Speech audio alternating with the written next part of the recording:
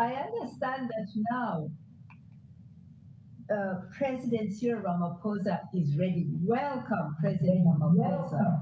I had introduced you, but I'm going to reintroduce you briefly.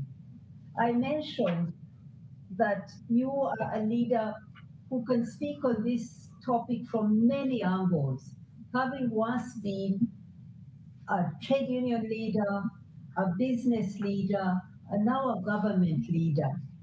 You can speak to this issue from many angles.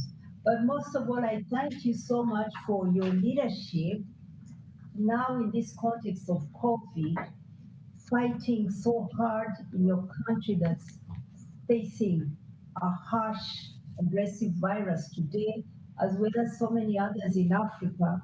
And I thank you for being the voice of the developing countries on equity for a vaccine and for a chance for the whole world to recover from this health and economic crisis. So I want to pass the floor to you. The question I asked to all the participants was, and I believe it was given to you, but let me just repeat it just in case.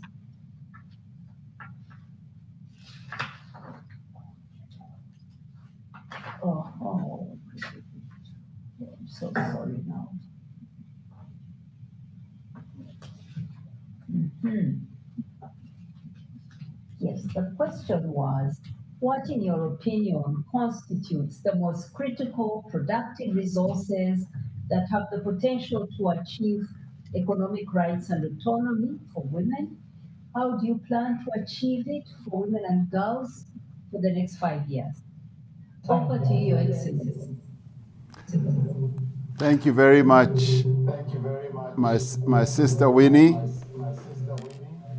And I'd like to extend my greetings to Honorable Phumzile Mlambo Ngcuka, the Executive Director of UN Women, and Excellencies who are here, various heads of organizations, and ladies and gentlemen.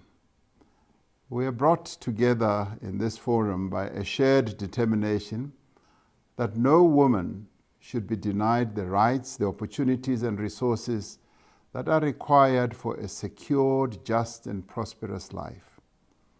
South Africa is committed to both supporting and implementing the actions contained in the Global Acceleration Plan for Economic Justice and Rights. Our interventions must dismantle the systemic barriers that marginalize women and girls and perpetuate inequality in the global economy. In South Africa, we are working to shift economic power into the hands of women through a number of initiatives. And one of those that are really key is earmarking 40% of all public procurement for women-owned businesses. And as we speak, a lot of training is ongoing for women to be able to take up this important opportunity that will change their lives in many ways. On the African continent, we are working towards adopting a protocol and program of action on women in trade to promote the participation of women in the African Continental Free Trade Area. This is a free trade area that came into operation the 1st of January of this year. We are working to ensure access for women to productive resources through financial inclusion, an area that women have always been excluded from. Because lack of access to financial services and products disproportionately affects poorer women working in the informal sector, particularly those without income and those who are illiterate. Lack of access to financial resources increases vulnerability to economic shocks and may, in some cases, even increase exposure to gender-based violence. Innovation in digital financial services in Africa offers an opportunity for rapid scale-up of financial services and products that can be made available to women. We're working in partnership with Queen Maxima, the UN Secretary General Special Advocate on Financial Inclusion. We are committed to establishing the Advocacy Accelerator for Women's Digital Financial Inclusion on the African continent. This initiative will mobilize stakeholders to invest in new platforms and products to increase access to digital financial products and services for women on the African continent. Now, much of what we are doing, particularly in South Africa, is inspired by one of the pioneers of women's empowerment in South Africa, who is called Charlotte Maxeke.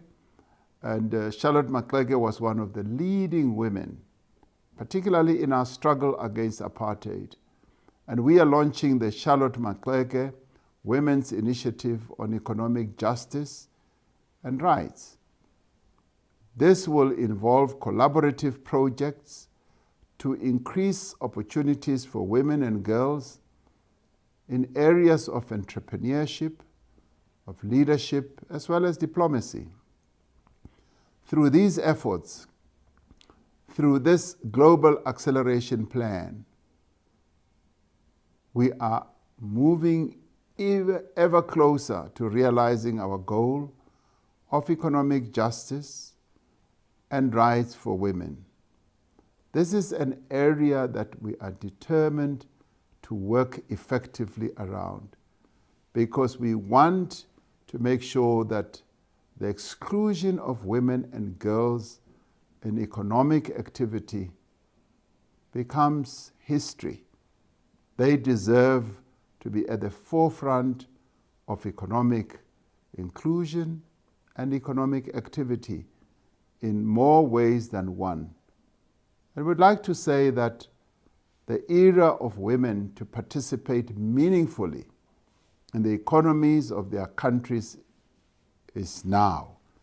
And all of us must work together to ensure that this dream that the women of our various countries have is truly realized. My sister Winnie, I thank you for this opportunity, and I hope through this I've answered your question in some ways. Thank you very much.